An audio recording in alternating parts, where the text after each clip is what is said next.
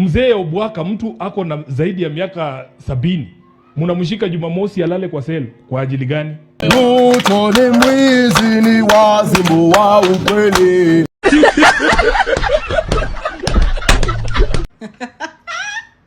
So the plan here is to talk about Dr. Obwaka. But I don't know, we cannot talk about free Dr. Obwaka without talking about Epstein files. And what stood out in Epstein files was the cannibalistic nature of the elite. Cannibals eating their own. So wait. Free Dr. Obwaka. But why am I talking about cannibals? Because I don't know if you people have realized as a country we have an economic cannibal on the loose.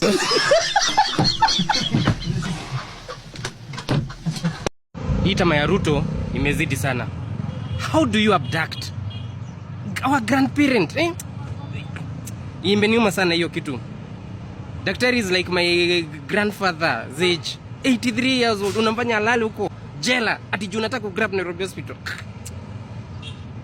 Hiyo kitu imenikasirisha sana. And you need to inakaa aje. That is like your mother's age bwana. Hey. Si watoto wadogo, si wazazi wetu, sio madaktari. And I can only imagine maybe your daktari is a gynecologist, watu wakuleta life. Maybe alikuwa na patient hapa alikuwa anahitaji emergency CS. Lakini juu ya tamaa yako wa Kenya, tafadhali, we must be ready to defend this country through the ballot ama through Article 37 maandamano, whichever. Because tamaa imekuwa mingi sana. And someone needs to check him. Tunaomba kina Dr. Oburu party lead, tafadhali muangalieni mental status ya huyu jamaa wetu. Viva majamaa, mimi nimenibulanda sasa jawapeleka rada. So kuja mafia julikana kama Dr. Job Obwaka. Huyu jamaa kwa board ya nini? Nairobi Hospital. So inasemekana kuna mjamaa kwa gava alikuwa anataka ama jamaa kwa hii board wafanyaji wacheze kama wao wamekushoniaje, wamecreate position yenyewe wasi wa gava kidogo utakuja ufanye nini waingie hapo. Alafu influence nini? Wako influence decision 1 2 3. Sio mna rada. So manumano Obwaka na maarifu wake wengine kadhaa wakakataa. So unasikiaje huyu jamaa alikuwa kwa gava ni kama kona man wanambeba ndogo awasikike Kenya nawaambia. Si labda man ameenda mraundo mjamaa na madisi mjamaa. Si labda amenyako mjamaa, si ampelekwa njiste. Wewe unasikia leo man amepelekwa pale kotiko. Kufika pale kotiko man si akaanza kudevelop complications. Alafu unajua ni kwa nini? Juu man ni mzealous. Man ako 8 years mjamaa. Leketa mimi sielewi. Huyu jamaa pia ako 8 anafanya nini kwa hiyo board? Si atoke mjamaa ende tu kwa chakae. Alafu pia mimi sielewi kwa nini pia wase wagava wako interested sana na hiyo board na hiyo hospital Nairobi Hospital. Mimi nakwambia ni bulanda kwa ground bulanda. Buda, kwani how much is enough? You own a bank, you own an insurance company, you own oil marketing company, uko na biashara ya kuku, you have hotels, you have shares in big companies, you have oil in Turkana, you've bought a media station, you have thousands and thousands and thousands and thousands of acres. You have business malls, you have an airline, you have international gold deals. Buda, kwani how much is enough? William, haujatosheka na Portland, haujatosheka na Safaricom shares, haujatosheka na Kenya Pipeline, umeendea tena Nairobi Hospital. Nairobi Hospital, you are going, yani umeharas kila mtu pale because you want to take over Nairobi Hospital. Yani William, lazima tukue na national prayers for only one person, our own president. What is wrong with you, Mr. President? Yani unataka kuchukua kila kitu. Unataka kuiba kila kitu Kenya. Unataka tubaki na nini? Nairobi Hospital, unahangaisha watu huko. Just because you want Nairobi Hospital shares iuzwe. Unataka ikue company by lazima, alafu iuzwe wewe ndio ununue. Kwa sababu umesikia hiyo hospitali inaleta sijui 1.6 billion profit per month. Hapo unaenda kuterrorize kila mtu just because ya ulafi yako. Acha nikwambie Mr. President. Power is periodic. Power inaisha. It's power uko nayo for a certain period of time, and for a certain period of time you will be powerless. Hii power uko nayo saa hii, usitumie kuharass Kenyans, usitumie kuharass wanyonge, usitumie kuiba mali ya umma, usitumie power kuiba mali ukijiuzia. Tumia power kuongoza Kenya. Tumia power to take Kenya forward. Usitumie power kuiba Kenya.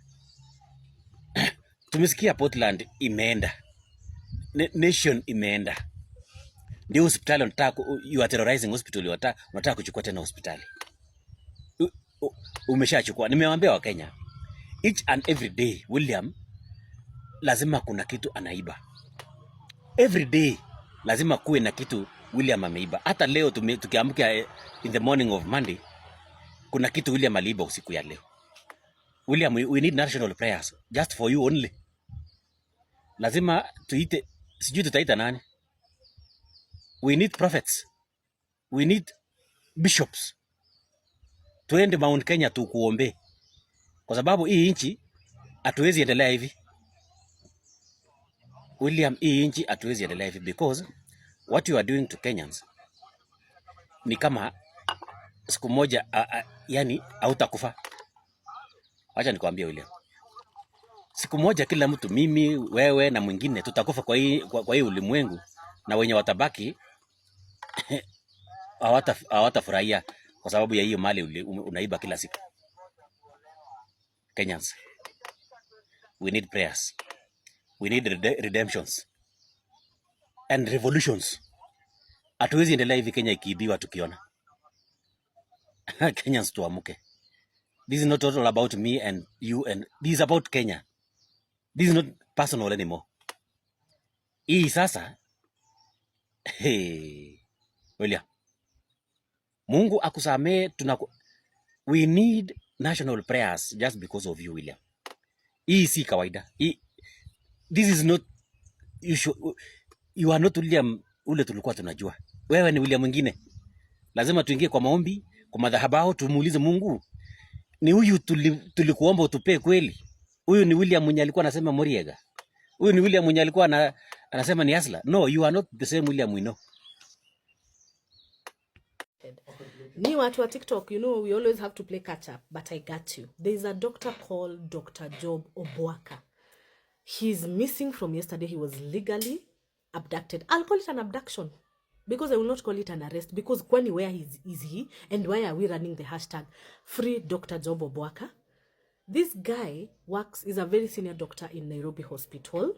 That's one. He's been one of the doctors that have been fighting the unlawful hostile takeover of the hospital management and sees, what's it called, properties at Nairobi hospital being taken unlawfully by certain powerful people in this government. Najua mumesikia maneno ya Nairobi hospital. Actually jana Kibagendi aliongea about it pia kwa Facebook, because mnajua maneno ya health na Kiba zinakuanga tu hivi, anakuwa tu hivi, hasta wamepelekana tu hivi. Alisema somebody is trying to take over Nairobi hospital. All of a sudden, daktari, familia ya daktari, hata nimeona Kenya Medical, some KM, hiyo yao, body yao ya daktari wametoa statement na wakasema it's true, he was unlawfully taken and he's missing.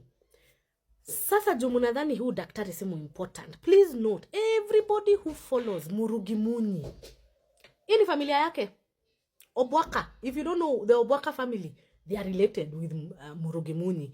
Munaendanga hapo, anawabamba na stories zenyu, anafanya kila kitu, ana make sure mko sawa, anatoa content na wabamba. Mujue hii gava inakujia anybody and everybody who stands on their way. Because if they, and also another thing they're also telling us now, kama uko na property alafu mtu wa gava aiangalie na macho hivi aitamani, atafanya liwe liwalo, natumia state machine aikujie. Niko kadi. Je, wewe? Free Dr. Job Obwaka. Yani, this is the first 5 years. Na huyo Kasongo washaanza kugrab. He want to grab Nairobi hospital. What about akiingia 2027? The time anajua that he will not need Kenyans kura anymore. Si ata grab everything. Starting from mashamba, schools, companies, hotels, everything. This is the time that we consider watu wachukue kura and we make sure that we peleka Kasongo sogoni nyumbani na mapema. 2027 we Kasongo, mimi hata sijui. Ukiweza shinda hiyo sijui tunaweza andamania wapi jameni. You must go. Nyumbani unaenda utake usitake. There is a pattern of a litany of high-profile property disputes in this country nowadays. And why is the common denominator a name synonymous with each dispute? How much is enough for one man? And there's a famous adage that says, the world has enough for everyone's needs, but not enough for everyone's greed. Just like the famous, a rich man was asked, how much more money does he need to be contented? And he retorted by saying, 1 more shilling. Good people, this insatiable greed is a symptom of mental illness. Such greed never ends well. When you are addicted to an extent that you don't know when to stop, the addiction eventually consumes you or it destroys you. The recent case is this one for Nairobi Hospital. And I want us to deep dive into it and know the genesis of the problems. But like I've said, there is a pattern. And in regards to that pattern, I'd like us to go back in retrospect to some that have happened involving the same character. If you remember very well, in August 2023, there was this Indian businessman called Jaswant Rai, a very wealthy man. And at that time, he was the one handling Mumias. The president was on record threatening him by telling him, maneno ni mawili. You either cooperate or we send you to heaven. The man was abducted. He was abducted in broad daylight. And he was released, I think, after probably 72 hours. And we don't know what happened when he was abducted. Maybe he was coerced. And in no time, he relinquished his control of Mumias. And in the subsequent days, you could see him following Kasongo everywhere. Leave alone that. In 2024, there was this businessman called Benson Sunday, the founder of Savannah Clinker. He showed interest in Bamburi cement, and he's the one who emerged as the top and the one who was going to buy Bamburi. But all of a sudden, he was arrested, he was intimidated, trumped-up charges were levied against him, and he was coerced to stop his bid. And when he did that, the charges evaporated and disappeared. Now look what's happening to Nairobi Hospital. People are being abducted. Now we need to understand what Nairobi Hospital operates. Now, Nairobi Hospital is owned by KHA, the Kenya Hospital Association, a company that is limited by guarantee, not by ordinary shareholding style, and it's a non-profit membership entity. Now, the KHA has roughly more than 3,000 members. Now, Nairobi Hospital is run by a board of management comprising of 14. And the chairperson of KHA is the one that chairs the board of management. Yes.